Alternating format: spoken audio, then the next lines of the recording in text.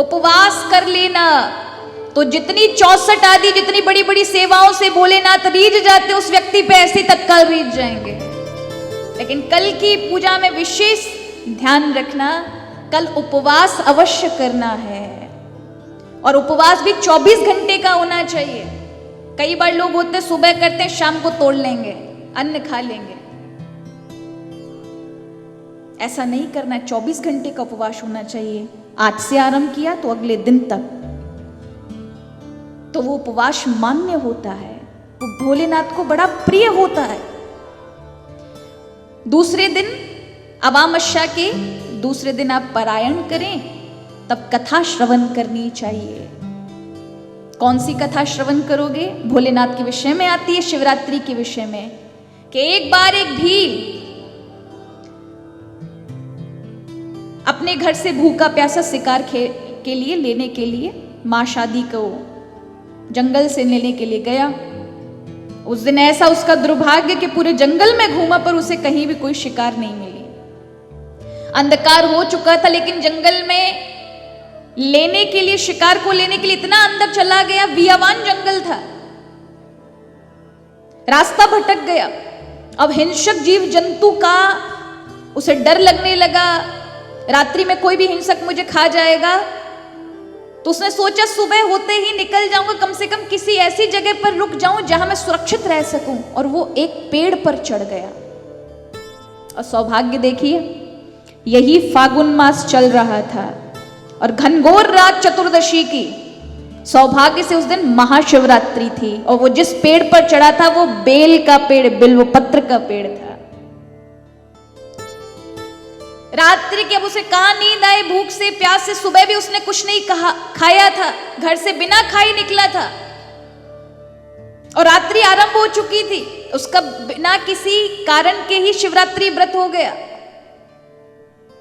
और बसंत की ओश की बूंदें उस वृक्ष पर गिर रही थी। उस पेड़ के नीचे एक प्राचीन शिवलिंग की छोटी सी पिंडी थी, और उस भील से रात्रि के चारों पहर अनायास ही सेवा हो गई कि वो बैठा था, और बैठते बैठते इधर से उधर एक पैर पे, कभी इस पैर पे पलटता तो कोई ना कोई बेल का पत्र उस पेड़ से टूट करके ओस की बूंदी उसे भीगा हुआ महादेव के ऊपर गिर जाता। और उसके 4 पहर की सेवा से, यानी प्रथम पहर रात्रि के, द्वितीय पहर में बिलपत्र गिरा, तृतीय पहर में, और चतुर्थ पहर सुबह सुबह होते ही महादेव प्रकट हो गए उसके समक्ष और कहा, भील मैं तुझ पर बहुत प्रसन्न हूं। और जो व्याध था, नर हत्याएं, पशु हत्याएं करता था, उस भील को समस्त पापों से मुक्त करके अपना धाम प्रदान किया प्रभु। शिवरात्रि का बड़ा महत्व है महाराज। हमारे इस ब्रज में भी, मैंने उस दिन भी बताया था, भूतेश्वर, भूतनाथ, भैरवनाथ के रूप में यहां विराजमान है। ये क्षेत्र ऐसा है कि इसमें पूर्व में ये शिवताल के नाम से जाना जाता था। शिवताल के नाम से यहां भगवान शिव ने बड़ी तपस्या की, और भगवान के शिव स्वरूप दुर्वासा ऋषि शिव शक्ति के उपासक थे। इसलिए विश्राम घाट के बिल्कुल सामने उस पल्ली पर दुर्वासा ऋषि का आश्रम आज भी मौजूद है, जो कि शास्त्रों में बताया है। वाराह पुराण के अंतर्गत आता है, शिव महापुराण के अंतर्गत आता है। उनका निवास स्थान इसी ब्रज क्षेत्र में है, दुर्वासा ऋषि का। आप विश्राम घाट जाएंगे, उसके उस पार, यमुना के उस पार दुर्वासा ऋषि का आश्रम दिखाई पड़ेगा। ये शिव शक्ति के उपासक है, साक्षात शिव स्वरूप है।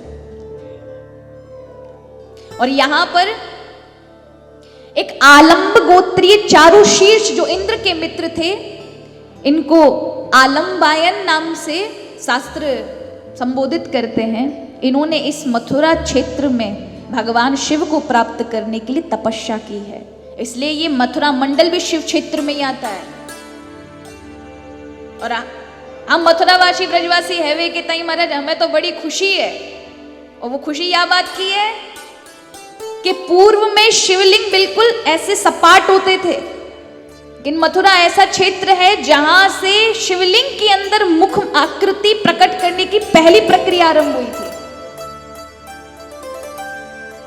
यहीं से डैम्पियर नगर के सप्त कुएं हैं, पंच कुएं, जहां पंच समुद्र का स्थान बताया जाता है, वहां से भगवान की पंच मूर्ति निकली आकार वाली।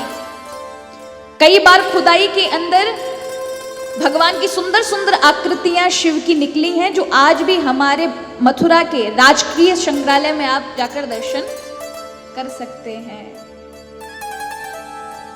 यहां भोलेनाथ ने 4 रूपों में मथुरा को की रक्षा के लिए चारों दिशाओं में है, आज भी मथुरा के अंदर।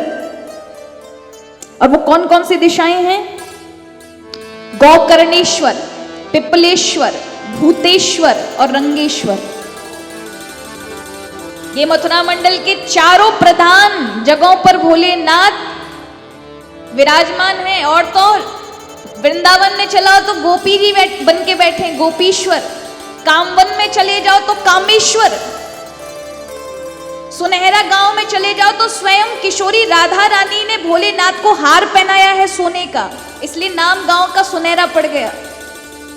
आज भी जतीपुरा चले जाओ तो रुद्रकुंड के पास बूढ़े बाबा जी के नाम से बैठे हैं। नंद भवन चले जाओ तो देहरी की पौड़ी पर बूढ़े बाबा के नाम से भोलेनाथ बैठे हैं। नीचे उतरो, कई स्थान है जहां भगवान ने आस लगाई, आसेश्वर। हमारे इस गोकुल से 2-3 किलोमीटर के दूर चले जाओ, चिंता हरण, वहां उनकी चिंता का हरण हुआ। कहां नहीं बैठे भोलेनाथ? यहां केदारनाथ है, इस ब्रज के अंदर केदारनाथ में विराजमान है, कामवा में। अद्भुत है, हर जगह शिव। बिना शिव के हमारी ये ब्रज भूमि भी सूनी है महाराज। यहां अत्यंत लीलाएं, अद्भुत लीलाएं भगवान शिव के द्वारा हुई हैं, जो हम राधे कृष्ण कृष्ण कृष्ण राधे राधे, वो एक महामंत्र जाप करते हैं ना, गाले। राधे कृष्ण कृष्ण कृष्ण राधे राधे, राधे श्याम श्याम श्यामा राधे राधे। कई बार संकीर्तनों में आपने सुना होगा, हम भी गाते हैं। ये पद्म पुराण के अंतर्गत आने वाला महामंत्र है, जो भोलेनाथ ने बताया है कि ये महामंत्र, इस महामंत्र को गाने से भगवान श्री कृष्ण का साक्षात स्वरूप प्राप्त होता है। और सौभाग्य की बात है, हमारे निम्बार्कियों में ये हमारा महामंत्र है, मूल मंत्र है, हम निम्बार्की संप्रदायों का। राधे कृष्ण कृष्ण कृष्ण राधे राधे, राधे श्याम श्याम श्याम। अब हम भले ही राधे राधे बोलते हैं, क्योंकि राधा जी तो हमारा हृदय में ही बसी हुई है।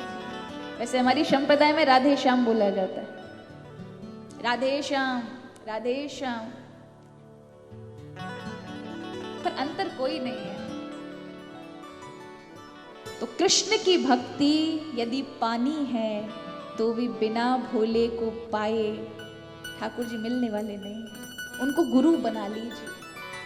इसलिए शास्त्र कहते हैं भोला आदि गुरु है, शिव आदि गुरु, उनके चरण पकड़ लोगे ना तो कृष्ण की भक्ति सहजता में प्राप्त होगी।